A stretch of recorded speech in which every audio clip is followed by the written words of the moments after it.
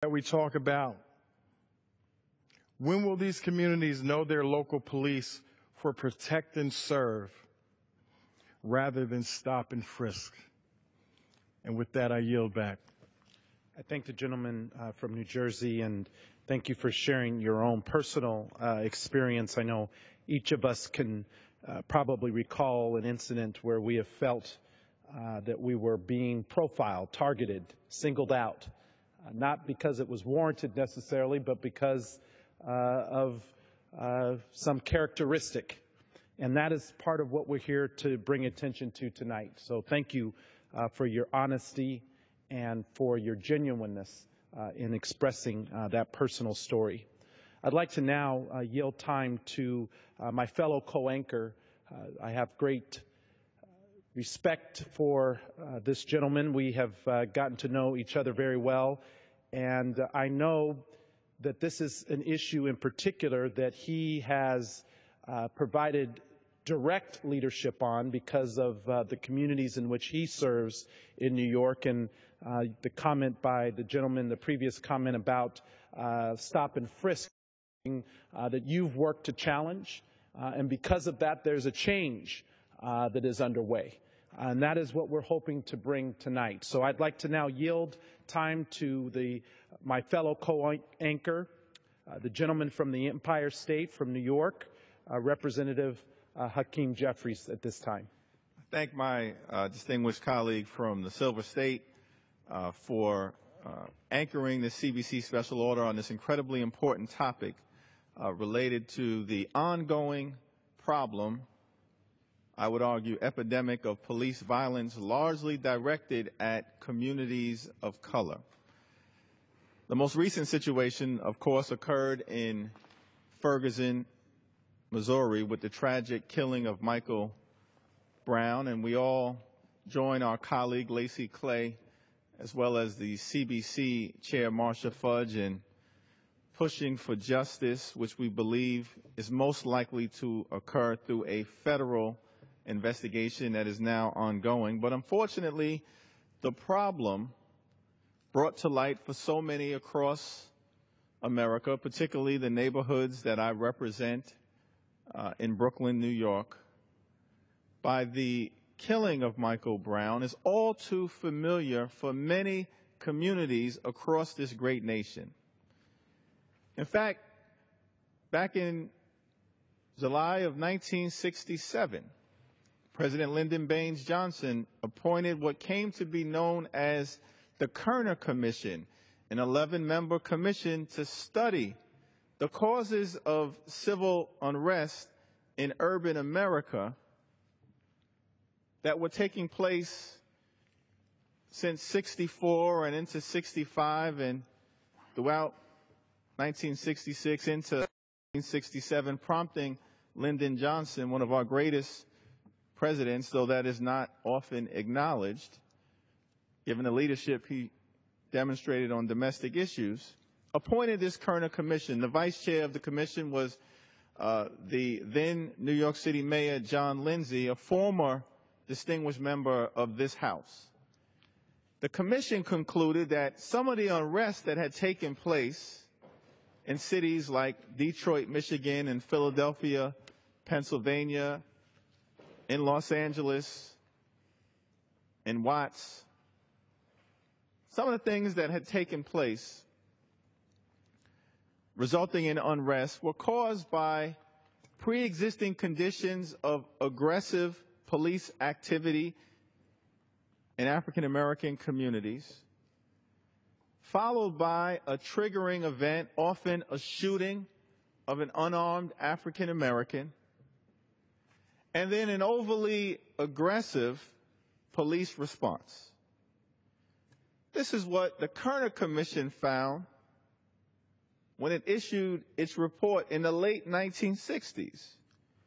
But that same analysis could apply more than 45 years later in terms of what this country just witnessed in Ferguson, Missouri.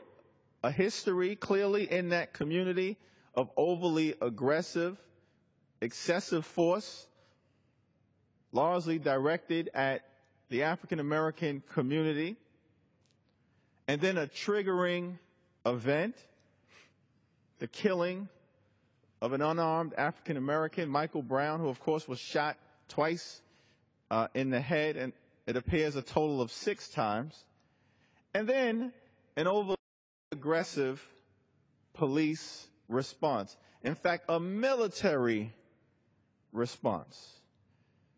The people at home in the district that I represent was shocked to see the images coming out of Ferguson, Missouri. It looked like Fallujah.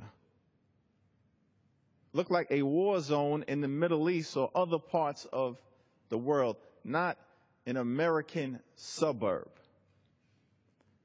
What did we learn, if anything, from the Kerner Commission report? Apparently, not much. And that's what we've got to confront in America. There's a reality to police brutality and its impact, particularly on unarmed African American men, that as a civilized society, we should no longer tolerate. Now, let me pause parenthetically and agree with my good friend's point, Representative Horsford, that the overwhelming majority of police officers in America are good individuals, hardworking, decent men and women committed to enforcing the law in an even-handed fashion.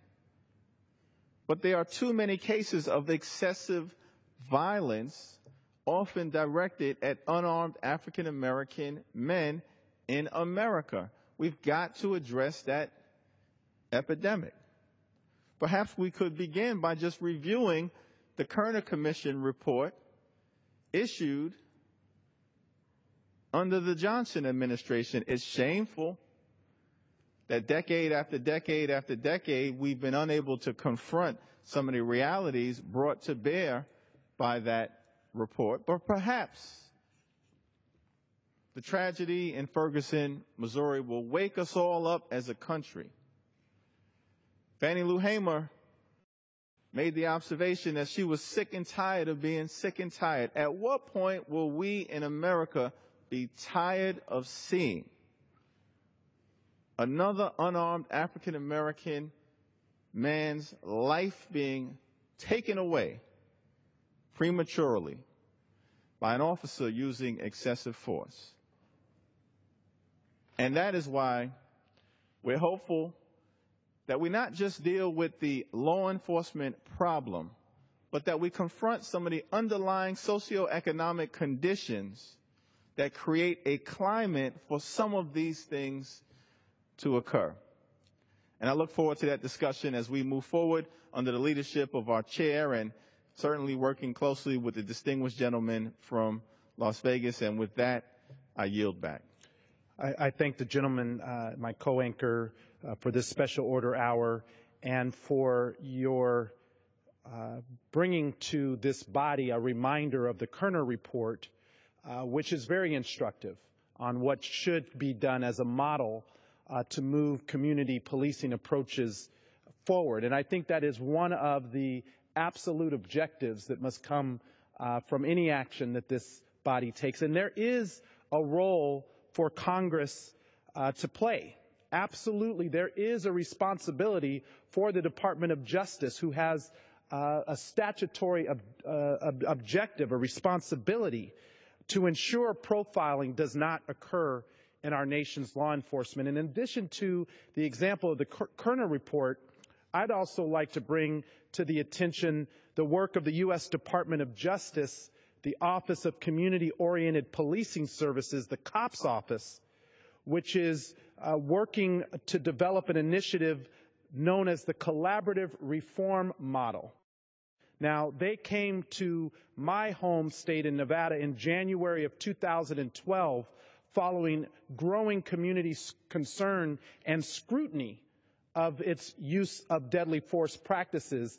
And the Las Vegas Metropolitan Police Department, under the leadership of our sheriff, voluntarily agreed to have this review by the COPS department in order to identify areas of improvement. And so I believe that this report and this program, along with the Kerner report, are examples of what we could do to make sure that